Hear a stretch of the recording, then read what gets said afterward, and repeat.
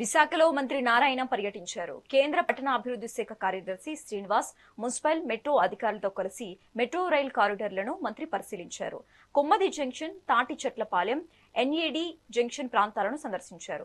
Phase 1 లో భాగంగా సుమారుగా 46 కిలోమీటర్ల విస్తీర్ణంలో 3 కారిడార్ల నిర్మాణం చేపడుతున్నట్లు మంత్రి తెలిపారు.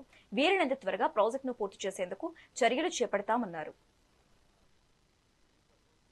ముఖ్య ఉద్దేశం ఏంటంటే టైర్ 2, టైర్ 3 స్మాల్ ఏదైతే యూఎల్బీస్ ఉన్నాయో, అర్బన్ ఆర్టిస్ ఉన్నాయో వాళ్ళకి ఫైనాన్షియల్ మోడల్ ఎలా చేసుకోవాలి. ఏదైనా డెవలప్ కావాలంటే ఒకటి వాళ్ళకి వచ్చే లోకల్ ట్యాక్సెస్ ప్లస్ రాష్ట్ర ప్రభుత్వం చేసే సపోర్టు, కేంద్ర ప్రభుత్వం చేసే సపోర్టు. ఈ సపోర్టే కాకుండా వాళ్ళకుండే అసెట్స్, వాళ్ళ దగ్గర కొన్ని అసెట్స్ ఉంటాయి. అంటే సైట్స్ కావచ్చు, బిల్డింగ్స్ కావచ్చు, లేదా ఫ్యూచర్లో ఇన్కమ్ రాబోయే వాటర్ ధర కావచ్చు, లేదా షాప్స్ ధర కావచ్చు, లేదా యూజిడి ధర కావచ్చు. ఈ యొక్క అసెట్స్ అంటే నాన్ మూవబుల్ అసెట్స్ కావచ్చు, లేదా ఇన్కమ్ జనరేట్ చేసే అసెట్స్ కావచ్చు.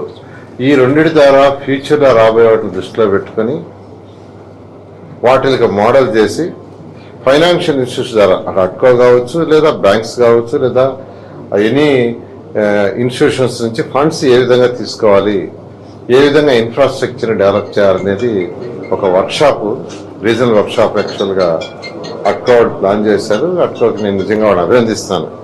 ఎందుకంటే ఇటువంటివి కావాలి, ఇటువంటి చాలా చాలా ఇంపార్టెంట్. ఈరోజు మన రాష్ట్రంలో 123 మున్సిపాలిటీస్ ఉన్నాయి.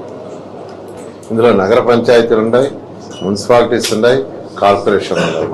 10 లక్షల పేరు పాపులేషన్ 2 ఉన్నాయి. నగర పంచాయతీలు చిన్న చిన్న ఉన్నాయి. ఈరోజు వాటికి వచ్చే ఇన్కమే వాటి మెయింటెనెన్స్ కూడా సరిపోవట్లేదు కొన్ని మున్సిపాలిటీస్కి.